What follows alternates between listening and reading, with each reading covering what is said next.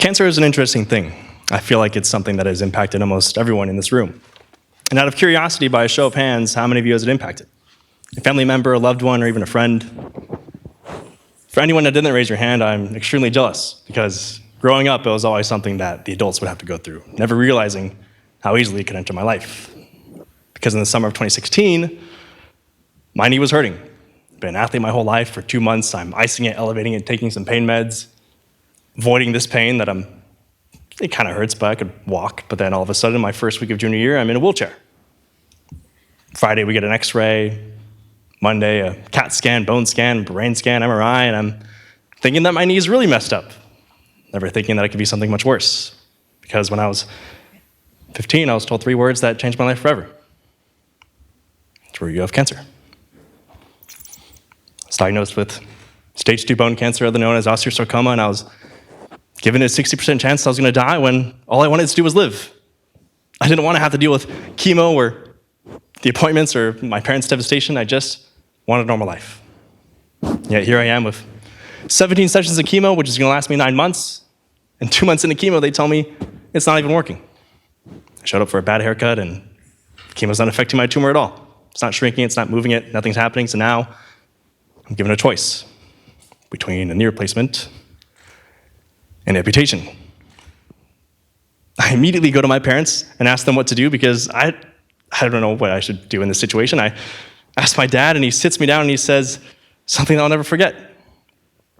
This is your life. I can't make this decision for you. Yes, you are 15, but you need to make this decision. And imagine being 15 years old and going to your parents, the 2 people that I've had the answers to your questions, and they can answer this one. Or imagine being a parent and telling your child that they need to make a choice that will determine their future forever. All my parents could do was introduce me to people that had each of these things, and I didn't make the choice from there. So I met people with a knee replacement, with an amputation, and everyone that I met with a knee replacement couldn't live the life that I wanted. I wanted to run and to bike and to swim and to have a normal life. And then I finally met an amputee, and she could run, she could bike, she could swim. She's 13 years old, a lot younger than I am, and I see her stump, her prosthetic, and she's different. I immediately judged her for her disability, because that's what scared me the most. I didn't want to be seen as less of a man, or I didn't want to be seen as different in every single room I walk into. I didn't want to lose my leg. So now I'm stuck between these crossroads of this major decision in my life. I don't know what to do. So I flip a coin. I decide to leave it up to this special coin that was given to me when I was first diagnosed, which says, go confidently in the directions of your dreams and live the life you have imagined. I put one side of knee replacement, one side amputation, and tell myself whatever this coin lands on, I'm going to do no matter what. Coin's in the air, it's flipping in slow motion, and it lands on knee replacement. Because I realized by the time it was in the air, I knew exactly what I wanted it to land on, which was amputation. So on December 1st, 2016, I lost my leg. I still can't find it. I don't know where it is. And I remember waking up from the surgery, and my surgeon tells me, we had to cut more of your leg off. Look down, and it doesn't change anything. My leg's still gone. But he tells me the reason why is because if you chose knee replacement, we would have never seen this tumor that was spreading higher up your legs. We had to cut more of your leg off. So thank God you chose what you did. It's one hell of a coin flip. Looking back, I never wanted cancer in my life. I never wanted my life to change. But I realized that you have to embrace the adversities and the change that's going to happen, because in a world where everything was being taken away from me, I just wanted something I could control. I couldn't control chemo. I couldn't control cancer. I couldn't control all these different things that was happening, but the one thing that I could control was my mindset. In a world of darkness, I could look for that slimmer of light that was there and choose to look at that every day rather than the bad. I could wake up with a smile, even though chemo sucked. I could choose to be positive in a negative situation. And as time goes on, I'm taking my first steps again. I'm getting comfortable with my disability. I'm learning to accept who I am, because my leg's not growing back. I have to be confident with my disability. I'm going to embrace it anytime that I can. I'm going to show it off to show others that I'm comfortable in my own skin, and hopefully they see me for me, and they won't judge me in the same way that I judged her when I met her. Time goes on, and in May of 2017, I'm finishing chemo, and I finally beat cancer. But here's the thing with cancer, is that you don't beat it until you hit 5 years of remission. So for 5 years, you get to roll your dice with fate.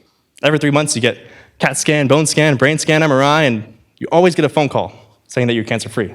You're not deemed cancer-free until you get that golden ticket saying you're officially free. 8 months go by. I get scans. I get called in for surgery because they find 4 dots in my lungs.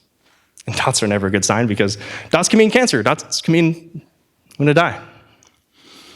So we do surgery. Find 4 dots. Number 1, scar tissue. Number 2, old cancer cells. Number 3, lymph nodes. Number 4, where's number 4? That's what I asked my surgeon when I wake up. They couldn't find it. Extended the surgery, couldn't find that one single dot. So now I have this random dot at the back of my mind or at the bottom of my lungs, and I have no idea where it is. Am I going to live in fear for the rest of my life? Am I going to have to constantly look over my shoulder and maybe cancer comes back, maybe it doesn't? I can't control that. But the one thing I can control is the now. I can focus to look at the good of the situation and move on with my life. So 6 months go by, I'm graduating high school, making it to a point in my life that I never even thought I'd reach because I was supposed to die at 15. I get my scans a week before graduating high school, and we're celebrating with my class, my friends, my family, and I'm making it to this point that I never even thought I'd see. But I get back from celebrating, I get my phone call. And all I remember hearing is that you need to come in tomorrow. I already knew. I already knew it was bad. They never told me that. Everything ended with that phone call. My hopes, my dreams, my ambitions for the future, the life that I wanted, ended with that phone call. I get brought into this room full of doctors, and they tell me those damn 3 words I never wanted to hear again in my life. You have cancer. And there's a question that I feel like we've all sort of asked ourselves is, would you rather know how or when you're going to die? Would you spend months, years, even days preparing for this moment or avoiding that day and trying to avoid the inevitable? But for me, I couldn't maneuver myself around death because there's only so many things you can control in this life, and cancer isn't one of them. I'm diagnosed with stage 4 lung cancer. I have 3 months left to live, and a 10% chance. I'm not going to see the end of the year. I'm not going to see my 18th birthday. I'm not going to do everything that I've wanted to do because I'm passing away. Treatment is limited. There's only 2 forms of treatment I could do. Chemo didn't even work the first time, which is why I had to amputate. So there's a clinical trial in California, and there's a clinical trial in New York. There's no guarantee it's going to work, and there's no guarantee I'm even going to be accepted.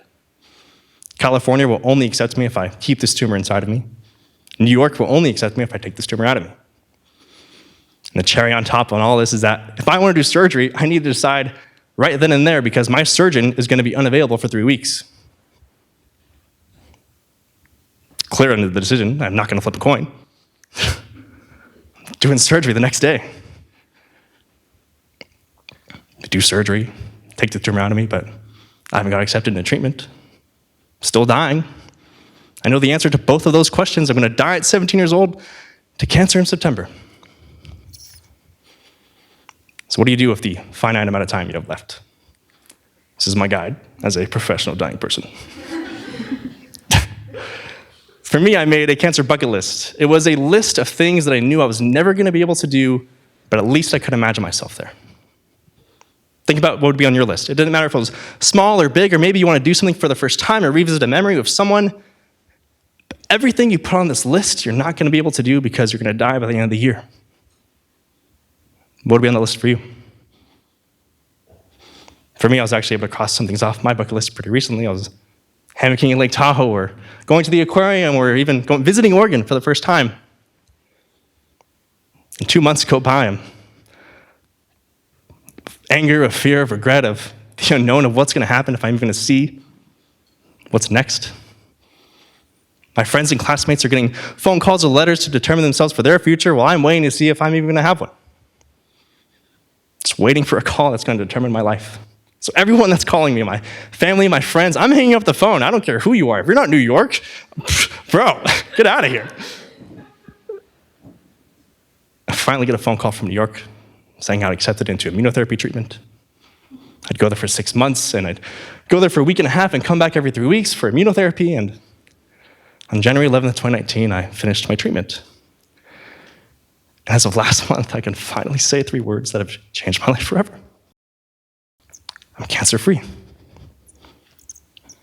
finally got my golden ticket. I could finally put cancer behind me. I never wanted cancer in my life.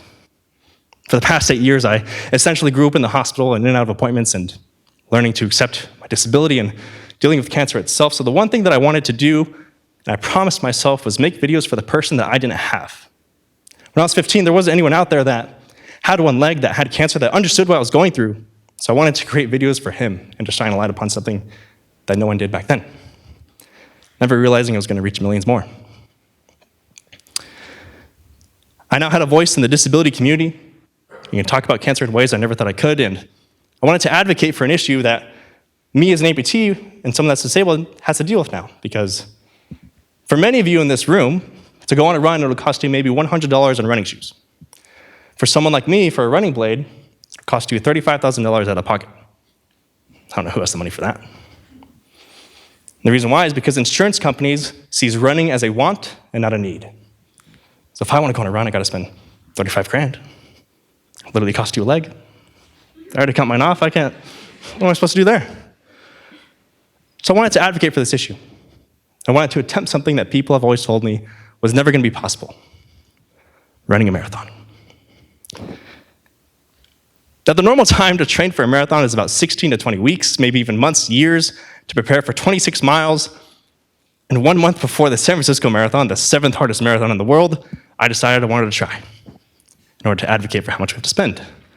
Except I wanted to do it on crutches because that's how much I'd have to spend if I didn't have one.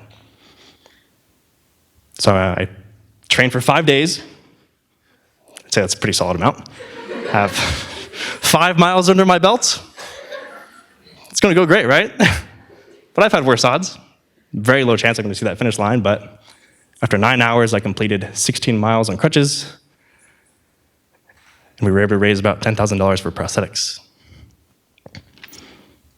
I can never let having one leg or cancer stop me from doing things that I want to do in this life. I can never let having one leg or having a disability limit me from the things that I want to even try.